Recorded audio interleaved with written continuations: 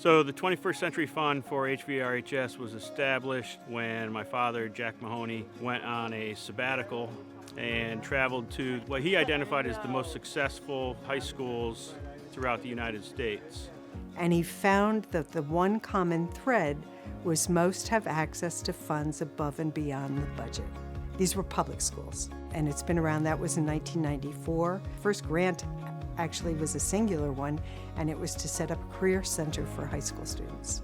21st Century Fund provides funds, really, to teachers and students who want to do something beyond the classroom. I think experiential stuff is what the 21st Century Fund is all about. Doing something that is real life experience, reaching out into the community, reaching out into the wider world. The Envirothon team, the robotics team, the electric car team, Civic Life Unit was here. We were the seed money for those programs to get started. We've given to individual students who want to go to an AFS program. We've done arts programs, sponsored classes who were going into New York City for a show. The biggest project we've ever done is the Mahoney Hewitt Science and Technology Center. There's such a variety of things. Some of the students this year got money because they had so much fun putting on the school play they wanted to write their own and act and produce it, so they came to us for some money for the production.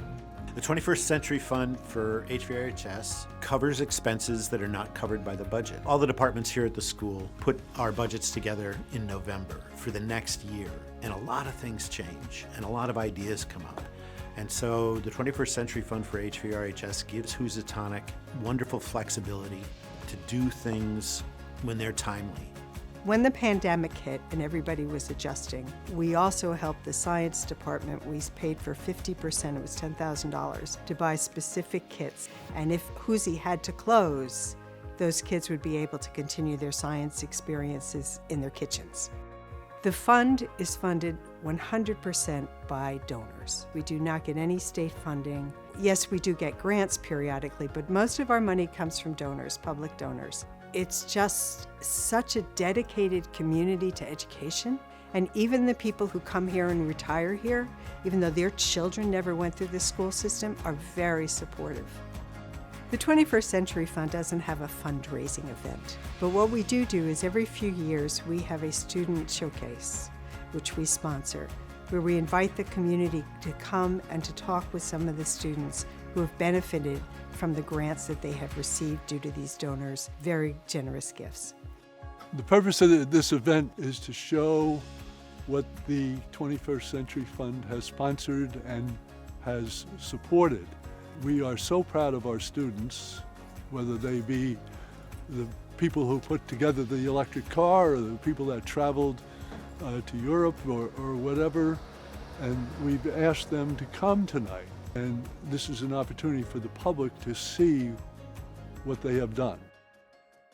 I was invited by the 21st Century Fund because they funded my project to create compost bins for Hoosie, for the cafeteria, to distribute the food waste instead of the trash into the compost, into bins, so then they can use it for the ag program.